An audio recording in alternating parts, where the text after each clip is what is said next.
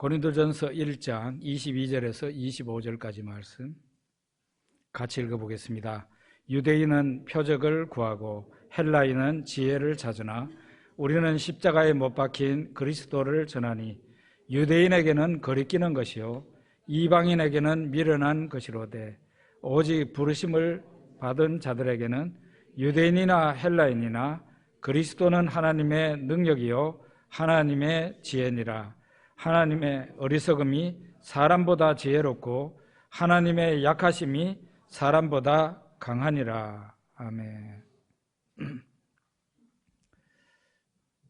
아담과 하와가 죄를 짓고 난 뒤에 하나님이 아담과 하와를 유혹해서 죄짓게 만든 그 사탄에게, 붉은 용 사탄에게 이렇게 말을 합니다. 창세기 3장 15절에 있죠. 내가 너로, 그러니까 너는 사탄이에요. 내가 너 사탄으로 여자와 원수가 되게 하고 너의 후손도 여자의 후손과 원수가 되게 하리라. 여자의 후손은 너의 머리를 상하게 할 것이며 너는 여자의 후손 발꿈치를 상하게 할 것이라. 여자의 후손이 너의 머리를 상하게 한다는데 부술 것이라는 거예요. 너의 머리를 부숴버릴 것이다. 하나님께서 인간으로 하여금, 아담과 하와로 하여금 죄짓게 만든 사탄에게 한 말을 당연히 아담도 들었습니다. 그리고 아담은 자기 아내의 이름을 하와라고 이름을 지어줍니다. 생명이라는 뜻이에요. 그리고 그때부터 아담과 하와는 여인의 후손, 여자에게서 태어날 여인의 후손을 기다리게 되는데요. 아마도 첫 아들이 잉태가 되고 태어날 때에 그 아들 이름이 가인인데 가인이가 첫 아들이 여인의 후손이 아닐까 하는 그런 기대를 했을 것입니다. 그런데 여인의 후손이 아니고 그는 최초의 살인자가 되었습니다. 그러니까 아담 이후로 인류의 소망이 그래요. 여인의 후손이 빨리 왔으면 좋겠다. 또 여인의 후손은 어떤 분일까 궁금한 거죠. 아브라함 때에 이르러서 하나님께서 아브라함에게 약속하십니다. 너의 후손을 통해, 이 후손이라는 말이 단수예요. 단수. 한 사람이에요. 너의 후손 그 한 사람이 있는데 너의 후손 그 한 사람을 통해서 만민이 복을 받게 된다. 예언했어요. 모세에게 이르러서 모세가 예언합니다. 하나님께서 장차 나와 같은 선지자 하나를 보내게 되는데 너희는 그의 말을 거역하면 안 된다. 나와 같은 선지자 하나. 다윗 때에 와서 하나님께서 다윗한테 다윗의 자손을 통해서, 그 자손 역시 단수입니다. 단수. 한 사람이에요. 다윗의 자손 한 사람을 통해서 우리 하나님께서는 영원히 다스리실 것이라. 그렇게 약속을 하셨어요. 세상에 오실 그 대단한 인물이 누구인지 참 궁금했죠. 사람들은 궁금했을 겁니다. 여인의 후손이 한 분이고 아브라함의 자손 한 사람이 또 다른 사람이고 모세가 말한 한 선지자도 또 다른 사람이고 이렇게 각각 다른 사람인 줄 생각했어요. 유대인들이. 그런데 또 이런 예언이 있었어요. 여러분 우리가 많이 읽어봐서 압니다. 예수님 오시기 전 700년 전에 선지자인 이사야가 이사야 7장 14절에 처녀가 잉태하여 아들을 낳으리니 그 이름을 임마누엘이라 하리라. 처녀가 아들을 잉태한다는 것도 놀라운 일이고 그 이름이 처녀에게서 탄생하는 그분이 이름이 임마누엘이다. 하나님이 우리와 함께 계신다. 그런 뜻이에요. 다른 말로 무슨 뜻이에요? 처녀가 낳는 그 아들이 하나님이라 이 말이에요. 우리와 함께 하시기 위해서 오신 하나님이다. 그런 뜻이에요. 여기에 대해서 더 분명하게 그냥 아예 이사야가 다른 생각을 하지 못하게끔 못을 박아버리는 그런 예언을 하게 되는데 9장에 한 아기가 우리에게 태어나는데 그 아기가 기묘자라 모사라 전능하신 하나님이라 영존하시는 아버지라 그렇게 얘기를 해요. 한 아기가 우리에게 태어났는데 그 아기가 전능하신 하나님이래요. 영존하시는 아버지래요. 놀라운 일이에요. 이사야가 이것을 이 예언의 말씀을 하나님께로부터 들었을 때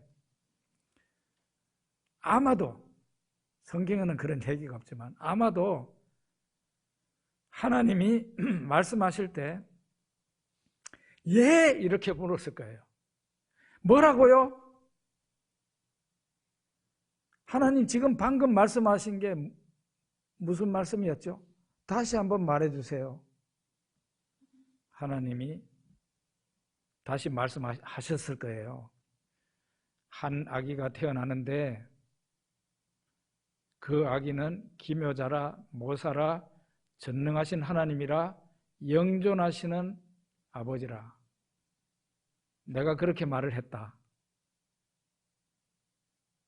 이사야가 떨리는 손으로 도저히 자기의 그 머리로는 상상조차 할 수 없는 말을 듣고 그것을 성경에 기록을 한 것입니다. 스가랴 선지자는 세상에 오시는 하나님이 은 30개에 팔리게 된다고 말을 합니다. 미가 선지자는 세상에 하나님이 오실 때 베들레헴에서 탄생하게 된다고 말합니다. 이사야 53장에는 세상에 오신 하나님이 놀랍게도 우리의 죄를 대신 하셔서 죽으신다는 것도 채찍을 맞고 죽게 된다는 것도 예언하고 있습니다. 사람의 인식의 한계를 넘어서고 사람의 그 상상의 한계를 넘어서는 예언이 성경 곳곳에서 있었습니다. 그리고 예수 그리스도께서 오셨습니다. 요한복음 14장 6절에 보면 예수님이 십자가에서 죽기 하루 전날이에요. 하루 전날 예수님이 제자들에게 내가 곧 길이요 진리요 생명이니 나로 말미암지 않고는 아버지께로 올 자가 없느니라. 사실은 이 말씀은 그때 처음 나온 말입니다마는 이 말과 똑같은 뜻의 말씀을 예수님은 거의 꼴백 번 반복하셨어요. 나는 하늘에서 내려온 생명의 떡이다. 이 떡을 먹는 자마다 영원히 죽지 않는다. 바로 그런 뜻 아니에요. 나와 아버지는 하나이니라. 이런 말씀을 예수님은 계속 반복하셨어요. 이거는 기독교 신앙의 ABC입니다. 말하자면은 더하기 빼기나 마찬가지예요. 기초 중에 기초입니다. 내가 곧 길이요 진리요 생명이니 나로 말미암지 않고는 아버지께로 올 자가 없느니라. 기초라고 우습게 생각하지 말아요. 우리 다음 주부터 성경 Q&A 반 제가 인도를 합니다. 처음 신앙생활 하는 분들에게 도움이 되는 그런 공부를 많이 할 거예요. 그런데 권사님, 장로님들도 그 반에 와서 공부할 수 있어요. 여기 보세요. 오늘 내가 곧 길이요 진리요 생명이니 나로 말미암지 않고는 아버지께로 올 자가 없느니라. 이 말씀을 언제 하셨다고요? 제자들이 3년 동안 예수님을 따라다니고 이제 마지막 날이에요. 다음 날 이제 예수님 십자가에서 죽으신다고. 그 마지막 날 저녁에 예수님이 제자들에게 하신 말씀에 기초 중에 기초를 말씀하신 겁니다. 이런 말을 하니까 예수님 제자 빌립이 이런 말 합니다. 주여 아버지를 우리에게 보여주옵소서. 그리하면 족하겠나이다. 빌립이 예수님에게 아버지를 우리한테 보여달라 그랬어요. 그러니까 예수님이 대답합니다. 빌립아, 내가 이렇게 오래 너희와 함께 있으되 네가 나를 알지 못하느냐? 나를 본 자는 아버지를 보았거늘 어찌하여 아버지를 보이라 하느냐? 빌립에게 이렇게 말해요. 하나님 아버지를 보여달라고? 내가 너희들하고 지금 3년 넘게 같이 있었는데 아직도 나를 몰라? 나를 본 사람은 아버지를 본 거야. 어떻게 또 아버지를 보여달라고 하냐? 놀라운 발언 아니에요? 예수 그리스도께서 탄생하신 성탄절이 바로 그런 날이에요. 하나님이 임마누엘로 이 세상에 한 인간으로 오셔서 우리와 함께 하시기 위해서 이 세상에 하나님이 인간으로 탄생하신 날이 성탄절이라고요. 산타크로스 할아버지가 주인공 아닙니다.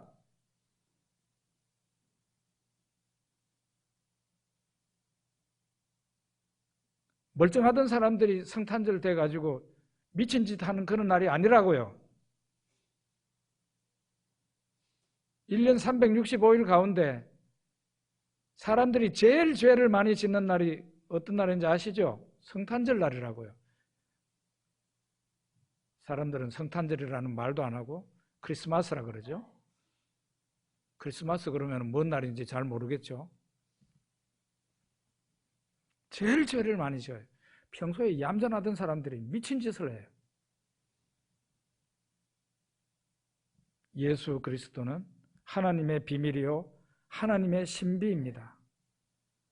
그래서 예수님을 바라보면은 이분이 하나님인 것 같기도 하고 이분이 하나님이 아닌 것 같기도 하고 그렇다 이 말이에요.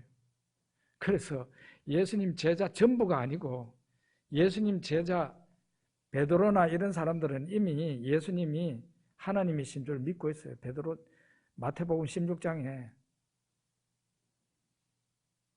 예수님을 향해서 그러잖아요. 하나님의 아들이시며 그리스도라고. 베드로는 이미 그때 믿은 거예요. 그런데 빌립은 아직까지도 그 확신이 없어서 아버지를 보여주십시오. 그러니까 예수님이 빌립아, 네가 이렇게 오랫동안 나하고 같이 있었는데 아버지를 보여달라고 하느냐? 나를 본 자는 아버지를 본 것이다. 그렇게 예수님이 말씀하십니다. 예수님이 하나님이 이 세상에 인간으로 오셨다는 이 사건은 우리의 인식의 한계를 넘어서는 거고 우리의 상상의 한계를 넘어서는 어마어마한 일인데 그런데 이런 일이 일어날 거라고 성경은 계속 예언하고 있었다 이 말이에요. 저 아담과 하와 때부터 하나님이 이 세상에 오실 거라는 것을 계속 징검다리처럼 선지자들을 통해서 말씀해 오고 있었던 사건이 2000년 전에 일어난 것이고 우리는 이 세상에 오신 하나님 예수 그리스도를 믿고 있는 사람들입니다. 그런데 하나님이 사람 되셨다는 거 그거 당연히 놀랄 일이지만 그거보다 1000배 만배 놀랄 만한 일이 하나님이 여러분과 저를 대신해서 십자가에서 피 흘리고 죽으셨다는 사실이에요. 1000배 만배 놀랄 만한 일이에요. 하나님이 이 세상에 오셨다는 것도 놀랄 만한 일인데 그것보다도 1000배 만배 놀라고 정말 신기하고 이해할 수 없는 사건이 하나님이 십자가에서 나를 위해서 십자가에서 죽으셨다는 이 사건이에요.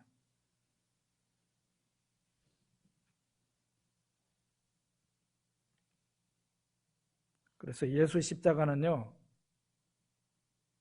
밍숭맹숭하게 말할 수 있는 일이 아니에요. 예수 십자가는 차분하게 내 마음을 가라앉히고 그렇게 말할 수 있는 일이 아닙니다.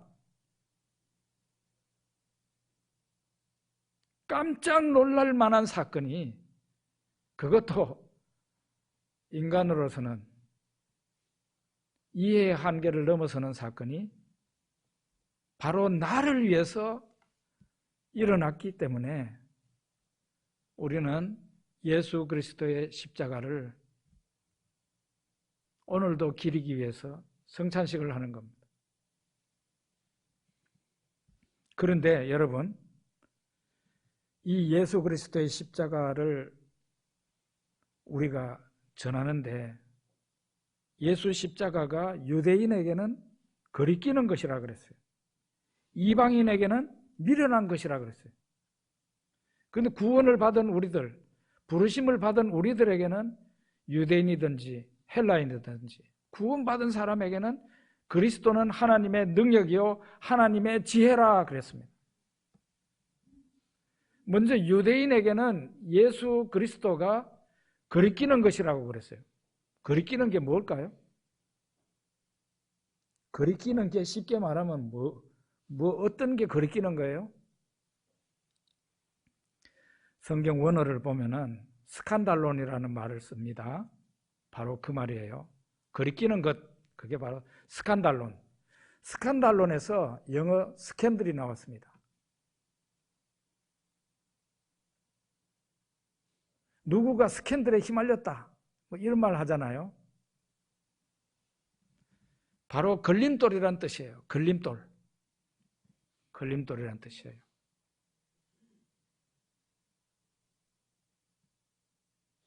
걸림돌에 걸려서 넘어지는 것이에요. 유대인들이 대대로 하나님을 믿고 왔다는 그 유대인들이 예수 십자가에 걸려서 넘어지는 거예요. 예수 십자가로 인해서 구원함을 받고 영생을 얻어야 될 이 예수 십자가가 유대인들에게는 걸려서 넘어지는 걸림돌이라 해요.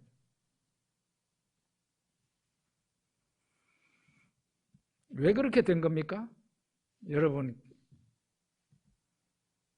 저하고 여러분하고 같이 길 가면요, 누구가 넘어지기 쉽습니까? 저는 잘 안 넘어집니다. 길 가다가 잘 안 넘어져요.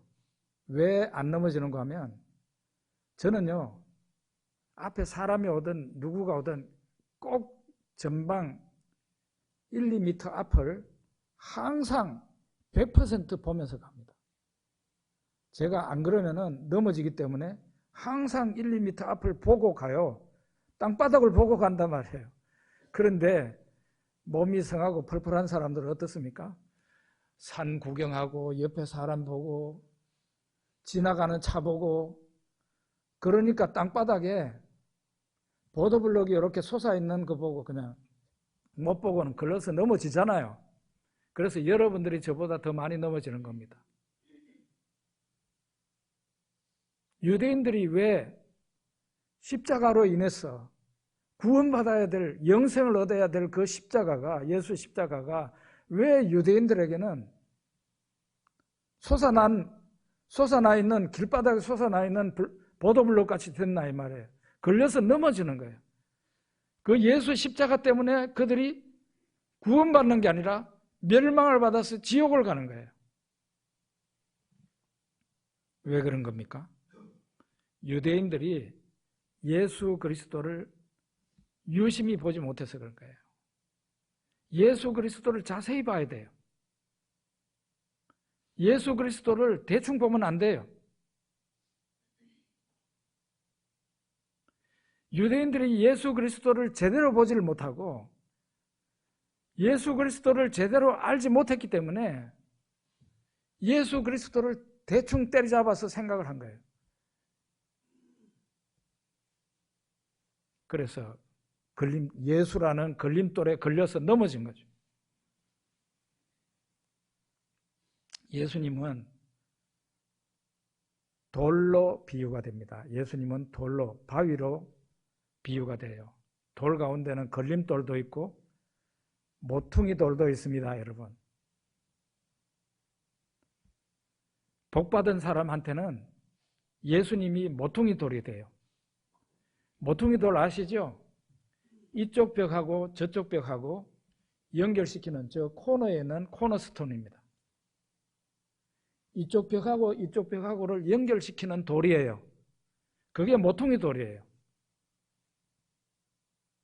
예수 그리스도는 하나님과 인간인 나를 연결시키는 모퉁이 돌이란 말이에요. 예수를 믿으면 하나님과 내가 연결이 되는 거예요. 또 예수 그리스도는 유대인과 헬라인, 이방인을 연결시키는 모퉁이 돌도 되는 거예요. 이전에 예수님이 오시기 전에는 유대인과 이방인이 막힌 담이 있어서 서로 교류를 하지 않고 사귀지 않고 서로 이상한 사람 취급했어요. 그러나 예수 그리스도께서 오심으로 십자가에서 죽으심으로 예수 십자가로 말미암아 중간에 막힌 담이 헐어지고 유대인과 이방인이 친구로 만나게 됩니다.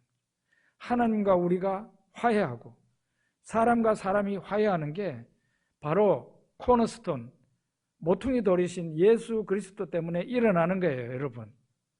그런데 이 복된 예수 그리스도의 그 모퉁이 돌 되시는 예수님을 받아들이지 못하니까 이 예수님이 길바닥에 솟아있는 걸림돌이 된 거죠.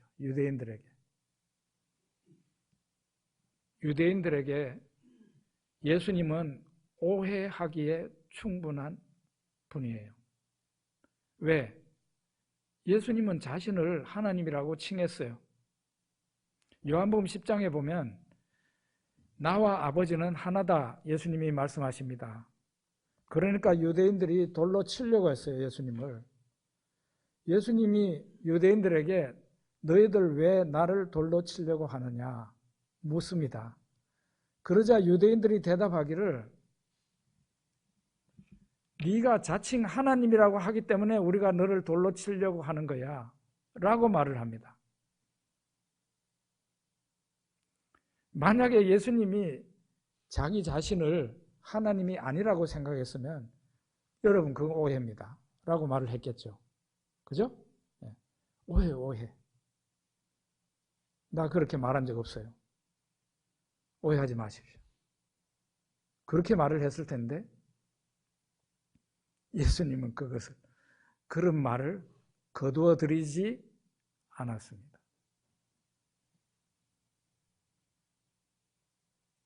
빌립에게 하신 말씀이 바로 그런 종류의 말씀이에요.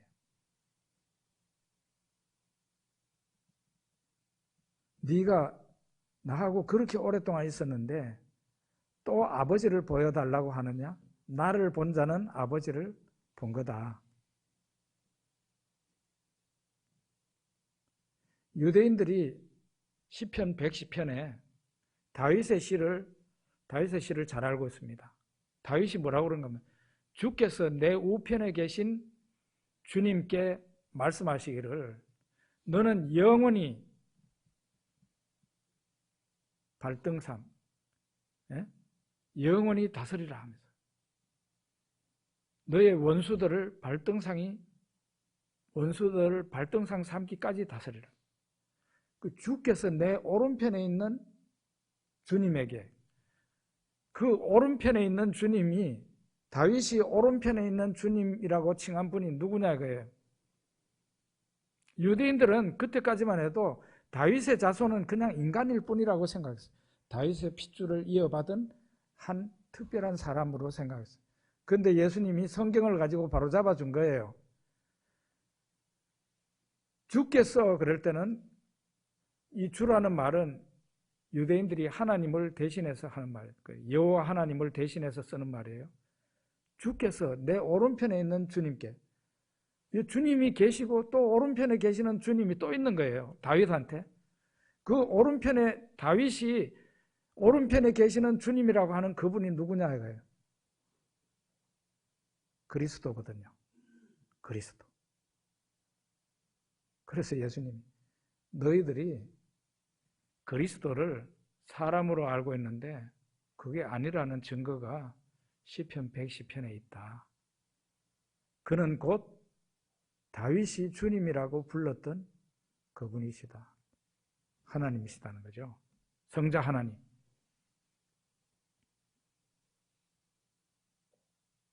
유대인들이 예수님을 십자가에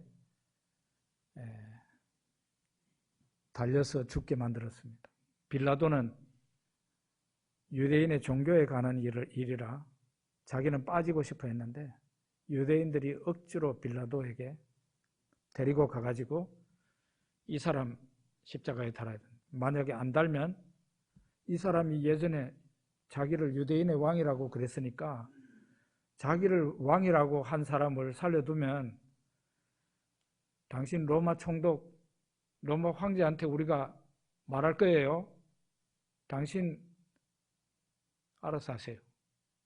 그러니까 빌라도가 덜덜 떨면서 사형 판결을 내려버린 거예요. 그러고 십자가에 달았습니다. 예수님이 죽은 이유는 몇 가지 이유가 있기는 하지만 가장 중요한 것은 예수님이 자신을 하나님이라고 했기 때문에 유대인들이 죽인 거예요. 이게 바로 걸림돌입니다. 걸림돌. 예수님은 사실을 말했는데 그 사실을 말하는 그 예수님을 유대인들이 주의 깊게 보지를 못한 거예요.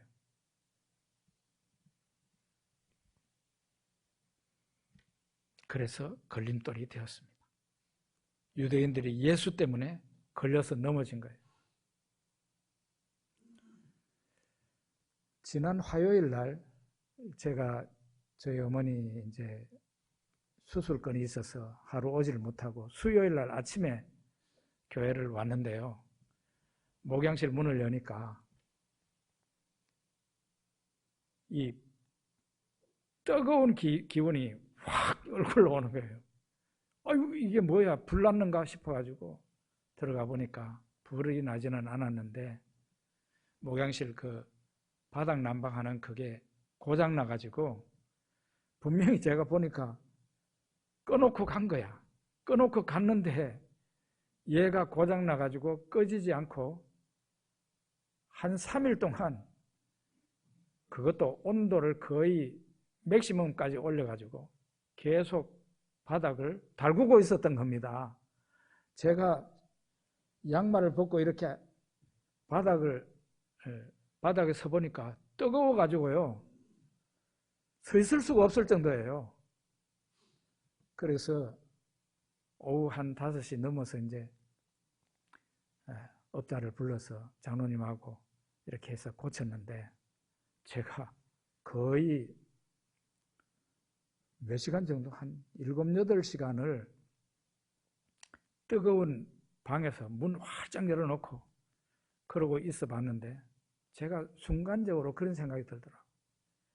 야, 정말 지옥에 떨어지는 사람들은 정말 무섭겠다.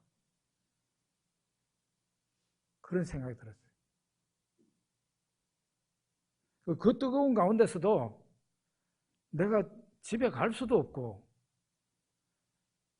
그렇다고 내가 거기를 버리고 또 여기 와서 앉아 있을 수도 없고 창문을 있는 대로 다 열어놓고 하여간 빨리 수리되기를 기다렸습니다. 사람마다 유황불에 소금 치듯함을 당하게 된다고 그랬어요. 그 연기가 세세토록 올라간다고 그랬어요. 지옥에서 올라오는 연기가 세세토록 올라간다.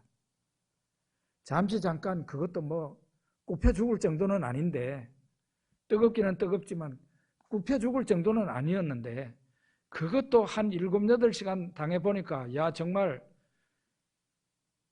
계속 이런 식으로 가도 힘들겠다. 그런데 지옥불은 어떻다고요? 영원히 빠져나올 수 없는 영원히 고통스러운 그런 장소라. 사람이 다른 것은 몰라도 거기만은 가지 말아야 되는 거죠. 그래서 제가 내가 예수 믿고. 그래서 천만다행이다. 천만다행이다. 불구덩이에, 지옥 불구덩이에 떨어지지 않아서 천만다행이다. 그런 생각이 들었어요. 제가 느꼈던 그 지옥불의 무서움을 여러분도 꼭 느낄 수 있길 바라요. 그래야 전도를 하지. 그래야 전도를 하지. 내 사랑하는 가족이 영원한 천국에 들어가지 못하고 영원한 형벌의 장소, 저 뜨거운 지옥불 가운데 들어가도 괜찮습니까? 아니잖아요. 그건 아니잖아요. 유대인들에게는 예수 십자가가 걸림돌이 되었습니다. 왜? 예수 십자가를 유심히 봤으면 그 예수 십자가가 걸림돌이 아니라 모퉁이 돌이 됐을 텐데 예수 십자가를 유심히 보지 못하고 제대로 깨닫지 못하니까 그 예수 십자가에 걸려서 넘어지는 거예요. 그래서 예수 십자가를 생각할 때 사도 바울이 믿기 전에 했던 행동처럼 나오는데 이런 인간들은 영원히 씨를 말려야 돼 하면서 예수 믿는 사람들을 잡으러 돌아다녔잖아요. 바로 그게 걸림돌입니다. 그런데 이방인들은 또 어떻습니까? 유대인들에게는 예수님이 거리끼는 것이라 그랬고 걸림돌이라 그랬고 이방인들에게는 미련한 것이 되었다 그랬어요. 이 미련한 것이라는 것은 모리안이라는 그런 헬라어인데요. 다른 말로 바보라는 뜻이에요. 바보. 그 당시 세계를 지배했던 로마 제국 안에서 일어난 일이 예수 십자가입니다. 로마인들은 십자가에 달린 그 예수를 어떻게 생각했을까요? 로마인들이 생각하는 똑똑한 사람, 지혜로운 사람, 어떤 사람인지 아십니까? 승자입니다. 승자. 이 세상에서 승자가 되는 사람이 똑똑한 사람이고 지혜로운 사람이에요. 그 로마인의 관점에서 예수를 바라보니 세상에 이런 바보가 없는 거죠. 예수님이 훌륭한 교훈을 사람들한테 말했다고 인정합시다. 예수님이 훌륭한 말을 많이 했어요. 로마인들이 생각할 때 예수는 훌륭한 말을 많이 했어요. 그리고 예수는 전부 다 착한 일만 했어요. 그런데 그가 악당들에게 몰려가지고 붙잡혀서 유대인 악당들에게 붙잡혀서 빌라도에게 넘겨지고 십자가에서 별소리 하지도 못하고 십자가 위에서 엘리 엘리 라마 사박다니 그러고 죽었어요. 나의 하나님 어찌하여 나를 버리셨나이까 그러면서 죽었어요. 피를 막 낭자하게 흘리면서. 로마인의 관점에서 그 예수를 바라봅니다. 로마인들은 승자가 지혜로운 사람이고 승자가 똑똑한 사람인데 예수를 바라보니 어때요? 바보 중에 바보인 거죠. 왜 그렇게 볼까요? 예수님을 모르니까. 예수님을 어떤 분인지 모르게 되니까 그 표면상으로 보이는 예수를 바라보니 세상의 바보 중에 바보는 예수다. 이렇게 된 거죠.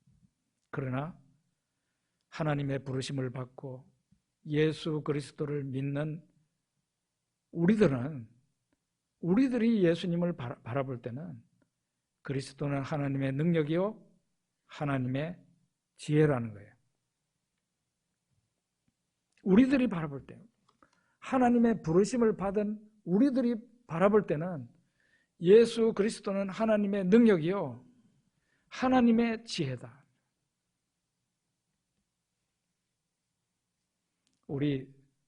제 대학 시절에 제 1학년 때 제 1학년 때 2학년 선배가 있었어요.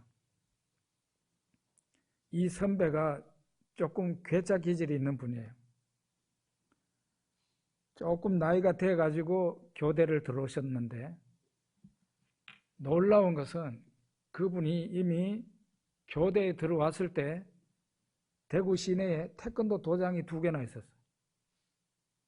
그리고 뭐 태권도 합기도 뭐 해가지고 전부 다 해가지고 20단이 넘는 사람이야. 어마어마하죠? 교대 2학년 학생이 그런 능력이 있었다는 게 대단하죠. 무술이 어느 정도인지 그냥 공중을 휙휙 날아다녀요. 중국 영화에 나오는 배우 비슷해요. 한 분은 전국 규모의 그 대학생 모임이 있었는데 같은 서클이었으니까 갔는데 이분이 하여간 엄청나게 많은 전국에서 모여든 대학생들 앞에서 시범을 보이더라고. 네? 시범을 보여. 이런 탁자 위에 내과에서 주운 차돌 있죠, 차돌. 이게 보통 돌이 아니에요. 그냥 차돌이에요, 차돌. 새같이 단단한 차돌을 이만한 거를 여기다 떡 올려놓고는 자기 무술을 보이는 거예요. 저는 이제 알고 있었지만 저희 선배니까 이분이 안 깨지면 어쩌려고 저러나 그런 생각을 했어요. 그런데 막 기합을 넣더니 딱 하는데 차돌이 2개로 동가리가 나는 거예요. 이야, 정말. 그러니까 전국에서 모여온 대학생들이 전부 다 막 난리가 났어요. 박수를 치고 막. 갑자기 영웅이 되죠. 그런 무술의 능력이 있는 사람인데 제가 이제 친했으니까 한 번은 물었어요. 바로 위에 선배니까. 선배님 혹시 밤늦게 자취하는 집에 오시다가 이 골목길 어석한 곳에 오다가 불량배 만난 적 없습니까? 그러니까 왜 자주 만나지? 와서 시비 거는 사람들이 있대요. 그러면 어떻게 해요? 그래. 패줍니까? 그랬더니 패지는 않지. 와서 시비를 걸고 막 이러면은 좋게 말을 한대요. 좋게 말을 하면은 이 불량배들이 알아차린다는 거죠. 알아차린. 이 사람 잘못 건드렸다가는 뼈도 못 추르겠다 싶은지 그러면 이제 물러간다는 거예요. 여러분, 능력이라는 게 꼭 남을 죽도록 패야 그게 능력이 있는 게 아니고 분명히 능력이 안에 있는데도 사용하지 않는 것이 더 큰 능력이에요. 그 사람이 마음에 내적인 능력이 있어야 까부는 사람을 보고도 안 때리고 조용하게 물리치는 거예요. 우리는 예수님이 어떤 분인지 압니다. 예수님이 십자가에 달렸을 때 그 예수님 십자가 밑에서 막 사람들이 조롱을 했습니다. 네가 그리스도라면서, 하나님의 아들이라면서, 그리고 심지어는 네가 사람을 살린 적도 있다면서 그 십자가에서 내려와 봐. 그러면 우리가 너를 믿을게. 이런 소리를 막 밑에서 대제사장들도 막 그런 욕을 하고 조롱을 하고 사람들마다 그랬단 말이에요. 예수님을 홀딱 벗겨놓고 십자가 위에 달아놓고 온갖 모욕, 온갖 욕설, 온갖 치욕을 예수님에게 다 퍼부은 거예요. 그런데 예수님은 거기에서 내려오지 않았고 십자가 위에서 죽음까지 끝내셨습니다. 그게 능력이라는 거예요. 어떻게 예수님이 그럴 수 있었을까요? 그가 3일 만에 부활하실 수 있기 때문에, 영광이 바로 눈앞에 있기 때문에, 그리고 그 무엇보다도 그가 성자 하나님이시기 때문에 인간의 온갖 조롱과 욕설, 온갖 치욕을 다 받아들이면서 그거를 지나갈 수 있었던 거예요. 능력은 바로 그런 거예요. 거기에다가 우리 예수님은 예수 그리스도는 하나님의 지혜입니다. 죽음으로써, 히브리서 2장에 보면 나오잖아요. 죽음으로써 죽음의 권세를 가진 마귀를 없이 하셨다 그랬어요. 놀라운 일 아니에요? 예수님의 죽으심으로써 죽음의 권세를 가지고 사람을 괴롭히고 사람들을 힘들게 하는 그 마귀를 없이 하셨습니다. 그래서 마귀에게는 예수님 십자가보다 더 두려운 것은 없는 거죠. 십자가는 죽음인데.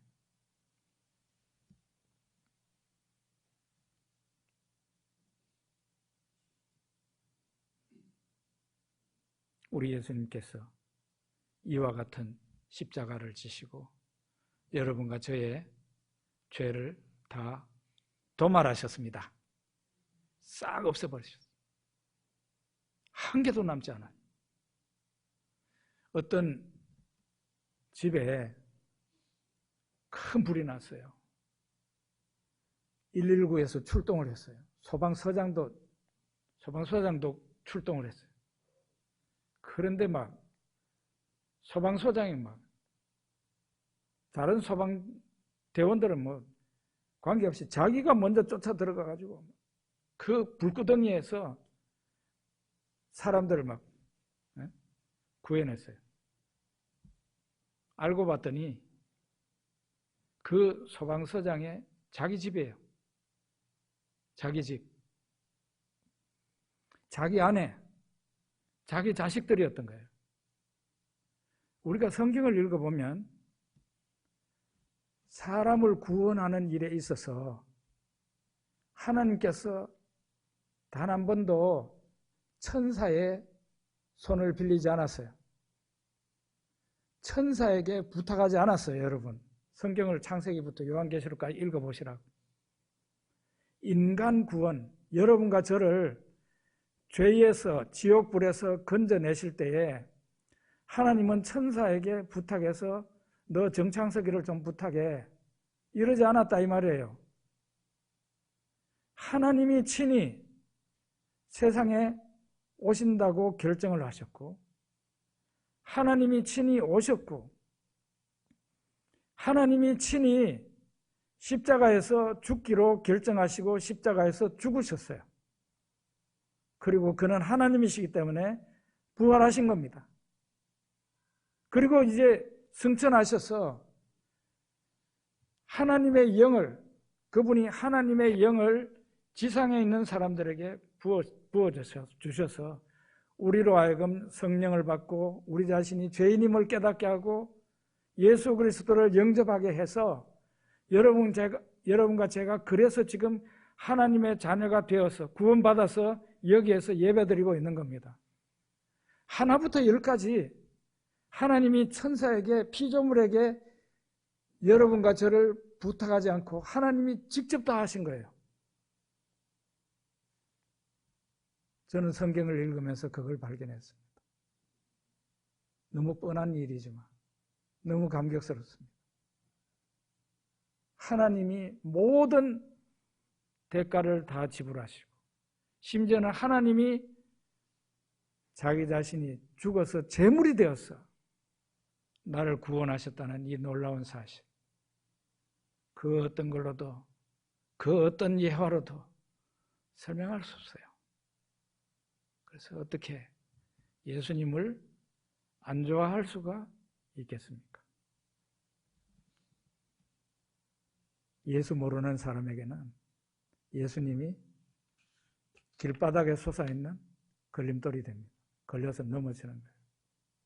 그러나 예수 그리스도를 알고 영접하는 사람에게는 그는 모퉁이 돌이 되셔서 우리와 하나님 아버지를 연결시키는 놀라운 축복을 허락하십니다. 기도하겠습니다.